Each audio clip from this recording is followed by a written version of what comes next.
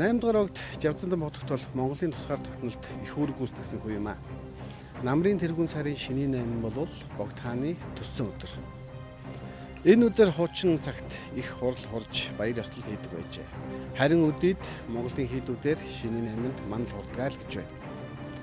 Жавцандан бодогтыг нэг бол бурханчлан шүтэх, эсбүгөөс төвдгүн хэмээн гадуурхах хоёр туйлын дотор харж иржээ. Харин түүнийг хувь хүний талаар ямар хүн байсан талаар энэ нэвтрүүлэгтээ та бүхэнд хүргэж байна. Богдын шавдан баттахад зориулан түнлэхэд 12 лам үргэлж ном уншиж байдаг. Тэнд дамжин дорлог, Найчун Чожийн Үржин хандын орноос залж ирсэн гэдэг дуулгамссан цагаан дүртэй 3 бурхан байдаг. Түүний уншлагыг өглөөний 9 цагаас шөнийн 12 цаг хүртэл уншдаг. Баярын түнлэхийг 3 хоног хурдаг. Энэ түнлэх гэдэг бол төрсөн өдрийн хурал юм. Түнлэхийн ламдар очир дарын сүмийн баруун хойно дэчин галбын дугны өмнө байдаг улаан халзан өргөөнд хурдаг байсан юм. Тэнд өндөр гэгээний малгай хувцас байдаг. Тов хэлбэртэй 4 навчин сарвчтай малгай, Монгол том улаан гутал нэг дээл байсан нь бүрээд дээл шиг жижигхэн нудрахтай, хар халиуных шиг ширүүн үсэн тайван дузахтай, бүслэхэрийн хуниастай, шар торох шиг эдээр хийсэн пансан дотортой тэрлэг байжээ. Богдод хүүд өгөх бэлэг гэж нэг шинэ эсхий оймс, нэг гүзээ цагаан тус, мөн гүзээ шар тус, нэг хоньны өвчүү, үнхэлцхийг жил бүрийн өвл түшээд ханаас өгдөг заншилтай байжээ. Амар баясгалант хийдээс бүрэн хааны самар, чангаамал нэг хүүдий жил бүр ирдэг байсан. Бүрэн хааны самар хачин том самар байсан. Энэ зүйлсийг авчирсан хүнийг нэг дээлийн торгоор шагнадаг байжээ. Сүүлийн далай чонхор ван Богдод жил бүр төмөнжин шар тос өгч байсан. Богд бол анхадугаар Богд өндөр гэгээний 8 дахь дүр учраас ингэж ёсолдог байсан. Эзэн Чингисийн угсааныхан Монголыг захирч ирсэн. Тэр угсаанаас цорын ганц хүн буюу өндөр гэгээн л угсаа залгамжлах байдлаар бус харин шашны ёсоор хуйлж төрдөг гэж ойлгож байсан юм. Үнэн дээр Богдыг төвд хүн угсааны биш гэж үздэгч шашны ёсоор бол яалтчгүй алтан урагт тооцогддог байсан нь дээрх ёс жаягаас харагдана. Өөрөөр хэлбэл Монголын язгууртнууд яс цусан төрлийн угсаа залгамжлал бол Богд оюун санааны хувьд хувилж төрсөн Чингис хааны угсаа гэсэн ойлголт байжээ. Ингэж харвал Богд нь Монголын хаан ширээнд суух эрхтэй гэж үзсний цаад учир гарч ирнэ. Энэ бол Монголын хаант ёсны угсаа залгамжлалд гарсан нэг тун сонирхолтой үзэгдэл мөн билээ. 8 дугаар Богд ах хүнийг заавал гуайлдаг хүн байсан юм. Богд монгол хэлэнд их сайн, харин төвддөө базаахгүй байсан юм гэдэг. Богд баруун газраас долуулаа ирсэн юм гэлцдэг. Эцэг нь ирээгүй төвдөд үгсэн бололтой. Эхэн хүрээ их эргдэг ойдууд улам гэдэг хүн байсан гэдэг. Том ах нь Балдан цэрэн гүн гэж байжээ. Балдан цэрэн нь сангийн хэрэглэлтэй Монгол эхнэртэй байгаад нас баржээ. Түүний эхнэр Жамбал хатан гэж Монгол хүүхэн байсан ба хүүхэдгүй. Нөгөө ах нь Жолоо хамб гэдэг хүн байсан. Жолоо хамб нь сангийн хоол идэж энгийн байж угаад өнгөрчээ. Богдын төрсөн дүүн Лувсан Вандан, Лувсан Хайдуу хоёр болон Норов хамб гэж бас нэг дүүн байсан. Гүжир хамб гэж угаад 17 настай байхдаа нас баржээ. Лувсан Вандан их томоотой, нэг насаар нүгнээ сахиж угаад таалал төгссөн. Лувсан Хайдуу шагаа харвах дуртай, уншлагатай залуу лам байжээ.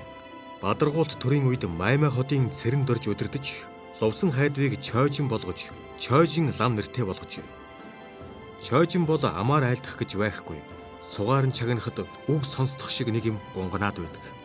Түүнийг бичиж аваад олонд хэлж өгдөг хүнийг Гомбоо лам гэдэг. Чойжин ламд 3 сахиус оршдог байсан. Нэгд нь Найчун, хоёрт Зэмэр, гуравт нь Шүг сахиус. Найчун их догшин биш. Зэмэр мөн догшин биш. Шүг их догшин сахиус байсан юм гэдэг. Шүг сахиусыг оршиж байхад Чойжин лам дэвхцэж цогцоод гэз гоц хийгээд амнаасаа хөөс буруулж их догшин дүрмтэй болдог байж. Чойжин ламын хамаг чухал хэрэг ажлыг Гомбоо лам Ванга аймгийн Пэлжээ мэддэг болжээ. Чойжин лам Маймай хотын Дамдан зайсангийн охин Сүрэн хорлоог эхнэр болгон авсан. Тэгээд голын чойжин буюу албаны чойжин болжээ. Гомбоо лам пэлжээ, сүм барьж, хурал гаргана гэж яриад байдаг болов. Тэгээд зүүн хүрээнд 2-3 жил их модон сүм барив. Түүний хам хөрөнгийг их шавьяас гаргадаг байв. Пэлжээ дайчин хамт цолтой болов. Тэр сүмүүд нь бадаргуултын сүүлийн оны үед нэг өвлийн шөнө гэнэт гал гараад бүгд шатжээ. Ер нь юу ч үлдээгүй гэдэг. Тэр үеийн хүмүүс Чойжин лам Сүрэн хорлоо хоёр дөнгөж дээлээ нөмрөөд ордноос гарсан. Өөр юу ч авч чадаагүй гин гэж ярилцж байжээ. Тэр үед одоогийн Ленин клубын урд цахрын шагдраг өнгийн муу хашаа байсанд гэгэн самбаа хүрээний баялаг татсангаас олон гэр бэлтгэж Чойжин ламд барьж өгчээ. Энэ олон гэрийг бэлтгэж байхад шав ба датсангууд их сүйдсэн гэдэг.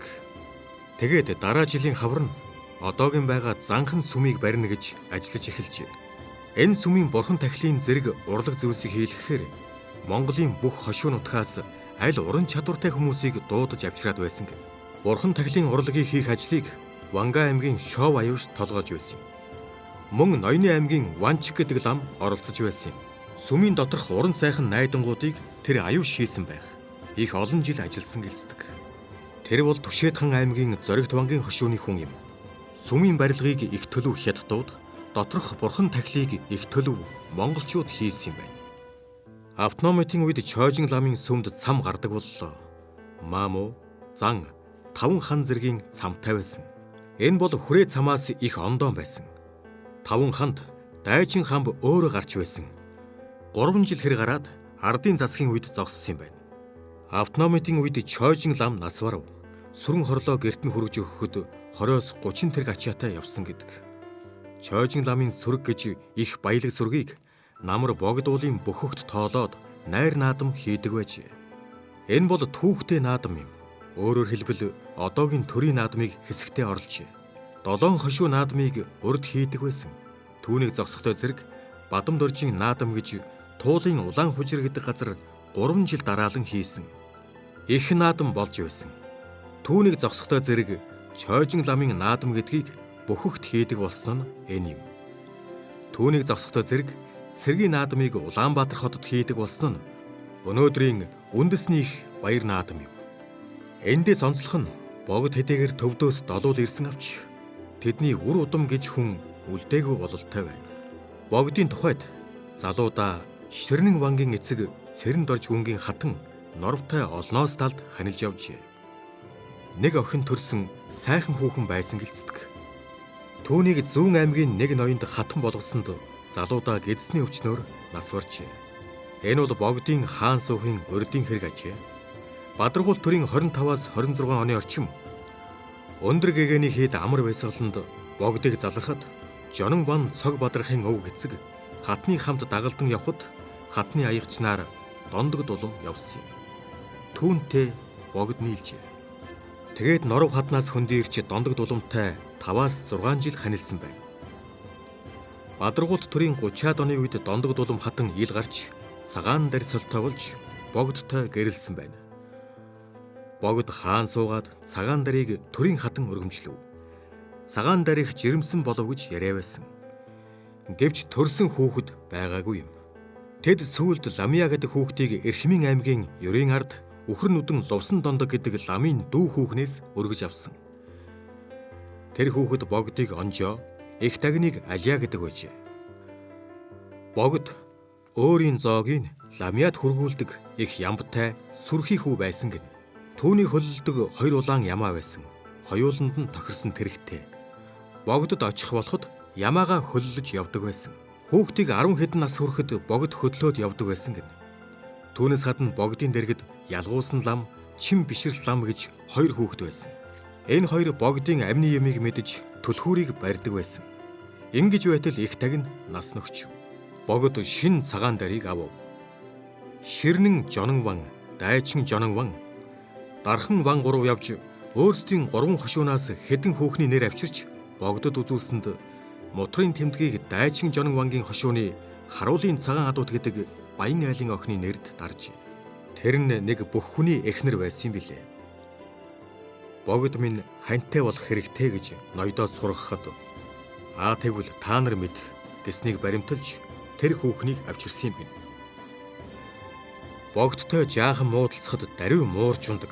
Тэгэхээр чойжин үрж сан солих тавиулж сэргээдэг байсан. Богдод 20 гаруй настай ирсэн юм байна. Цагаан дээр эрэхтэй үерхтэх хүүхнээ авчирсан юм. Түүнийг ялгуулсан лам эхнэрээ болгосон. Богдоос хойш ардын засгийн газраас комиссарч богдын эмийг хурааж үр хүүхдэд нь өмч өгч хуваарлах болжээ. Богдын залуу хатан нутагтаа буцахдаа 18 үхрд тэрэг ачаатай явсан юм. Түүнд 5 хантай гэр, алт, мөнгө, элдв юм их байсан гэдэг. Тэгээд богдын үрчилсэн хүүхдийг тараах болов. 100 лам мөнгө нэг тугалтай үнэтэйгээр эцэг эхт нь буцааж өгөх болсонд ламья хүүг лувсан дэндвинд хүргэж өгчээ. Сул хүн санж мэтвийн нэг хүү байсныг мөн ёсоор эцэгт нь хүргүүлсэн байна. Эрен ням гэдэг нэг өнчин хүү байсан. Түүнийг ялгуулсан ламд 100 лам мөнгө тугалтай үнэтэй өгчээ. Ялгуулсан лам хашаа байшин хэдэн гэртээ цагаан дарын үерхтэх хүүхэнтэй үлдсэн. Сүүлд баригдаж шорон дөнгөрсөн бололтой байна. Чин бишрэлт лам хор ууж нөгдсөн юм гэдэг.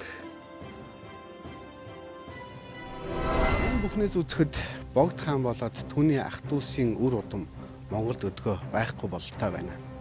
Чухам яагаад бүгдээрээ үр хүүхэдгүй удам угсаагүй байсныг судлуучтай сэдв мөн. Ер нь яагаад тэд бүгдээрээ үр хүүхэдгүй байваа? Богдыг өнгөрсний дараа Монголд феод ёсыг алж богдын амьд засаглалд тунхилж үндсэн хуулиа батлаад хаангүй болсон. Түүхээс үзэх юм бол хэдийгээр Богд хүүтэй байсан ч тэр хүү нь угсаа залгамжлах бас ирэхгүй маа. Харин түүнийг залгамжлах эрх нь 9-р Богд, дараагийн дүрийн Богд байх ёстой байсан юм. Тийм учраас Богдын угсаа тасарсан болгоо.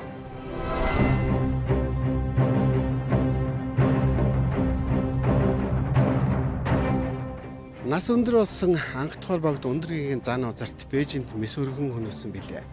Түүний дараа Алтан ургаас тодруулсан 2 дугаар Богд Манжин талхитлыг эсэргүүцсэн босгоход оролцсны учир мөн л хорлогдсон нөхцөн түүхтэй байдаг. Түүнээс хойш Манжин хаад зарлиг гаргаж халахын богдуудыг төвдөөс тодруулах болсон юм а. Гэвч тэр тодруулсан богдор мөн л залуудаа бүгд нас нөхчээсэн түүхтэй. 8 дугаар богд ч гэсэн энэ түүхнээс гажаагүй. Түүнд мэсвэргсэн нэгэн хэрэг байдгийг одоо та бүхэнд сонирхуулах гэж байна. 8 дугаар богд бол чухам манжуудын тэр болгоомжил баттай болохыг өөрийн үйл хэрэгээрээ батлан харуулсан хүн билээ.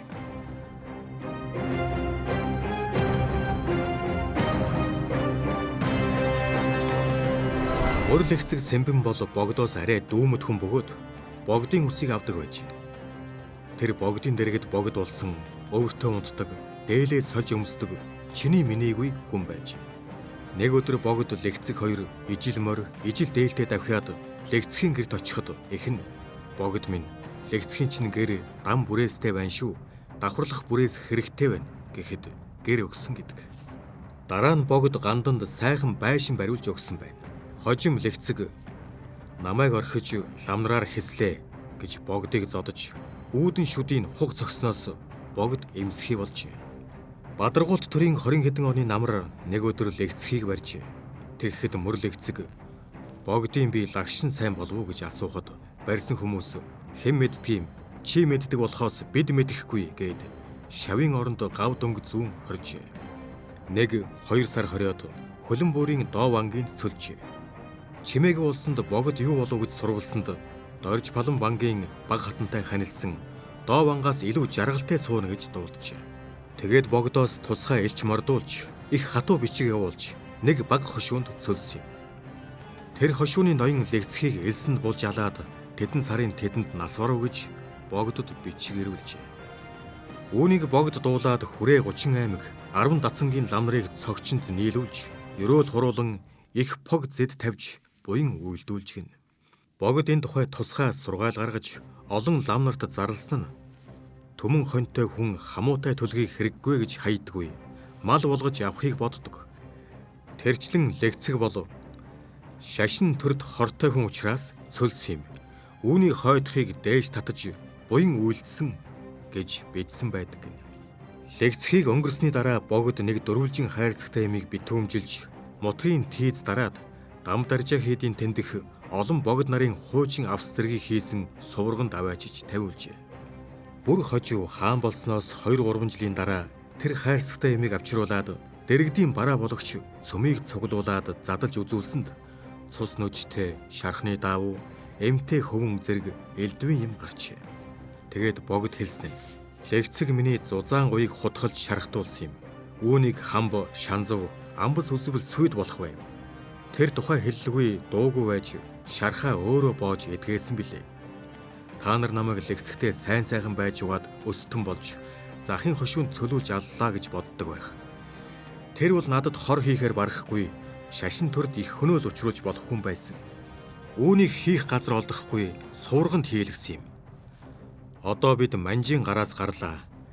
Үүнийг та нарт үзүүлж үгүй хийх гэж авчруулсан юм гээд шатаасан гэдэг.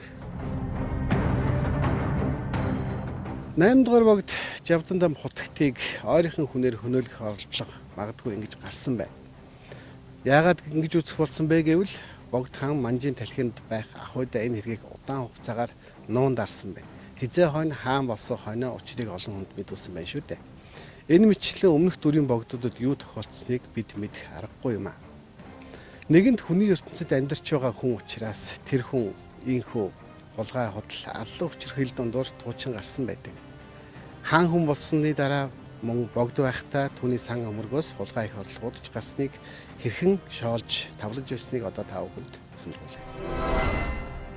Бадаргуулт төрийн сүүлээр богд их дагны 2 хүнээс 4 ам их ховор сайн торг худалдаж авчээ. Гэтэл түүнийг хулгай авчихж. Богдын ордонд 18 хүн л ордог болохоор богд тэр 18 хүнийг цуглуулж миний торгыг та хідээс нэг нь авснаас зайлахгүй. Би цагаан дардаа хантаац хийх гэж хүнээс арай гэж олж авсан юм. Авсан хүн нь буцааж айл. Би хулгайж гэхгүй. Энгийн зүгээр өнгөрүүлнэ гэж гуйсанд би авсан гэх хүн гарсангүй гэнэ. Тэгээд богд эднийг аваад балдан хачинд очив. Торг авсан хүнийг олж айл гэж хэл гэжээ. Балдан хачин тэднийг угтан гэрийн 2 талаар суулгаж цай идэ барьжээ. Тэгээд баруун зүүн нэг шувтарч хараад за морилцоож болно гэд мордуулжээ. Тэгээд намжил тунсаг соёгийг зааж хэлжээ. Богд соёгтой уулзсанд би аваагүй гэж мэлдсэнд шанзвын даваачиж эрүү тулган занжсанд өдөр шөнө 2 шүүлгээд улаажээ.